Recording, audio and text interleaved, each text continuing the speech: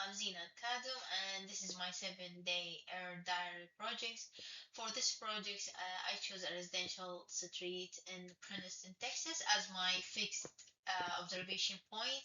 I returned to the same location every day, once in the morning and once in the late afternoon.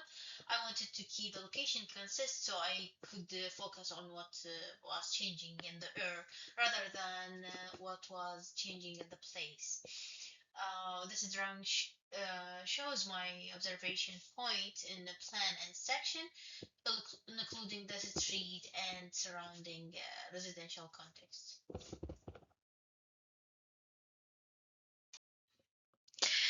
So over the 7 days, I recorded the AQI, dominant bulletin, temperature, wind, and the sky condition, visible sources, and any physical symptoms I experienced. I used Air Now for the air quality information and the National Weather Service for the weather. Data. The IQI stayed mostly in the moderate range during my observation. PM 2.5 also appeared repeatedly as a dominant bulletin. At the same time, the weather conditions stay much more changed much more noticeably, especially for temperature, humidity, and wind. I also recorded what I could actually see around me, such as traffic, car, dust, and whether I experienced symptoms such as dry throat or headache. Before I starting this project, I expected that if the air quality became worse, I would probably notice something different around me. I thought I might see haze, smoke, heavier traffic, or another obvious source of pollution. But during the week, I found that this was not always true. The street could look completely normal, the neighborhood could be quiet, and there might be nothing unusual to see, while the AQI was still in a moderate range.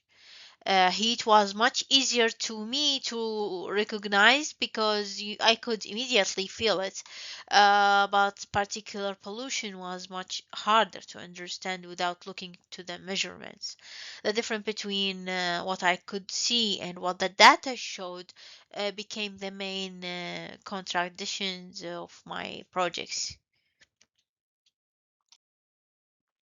After comparing the 7 days, I realized that looking at the street alone was not enough to understand its environmental conditions. Visible sources like traffic, dust appeared during some observation, but they did not always correspond directly with the AQI or with how I physically felt. And this changed the way I thought about the site. In architecture, we normally represent things that we can see, such as building, street, sidewalks, trees, and the property lines. But this project made me think about the invisible conditions that also shape our experience of place, including particular heat and wind. And my main finding for the air diary is that the air can be environmentally present even when it's seemed absent.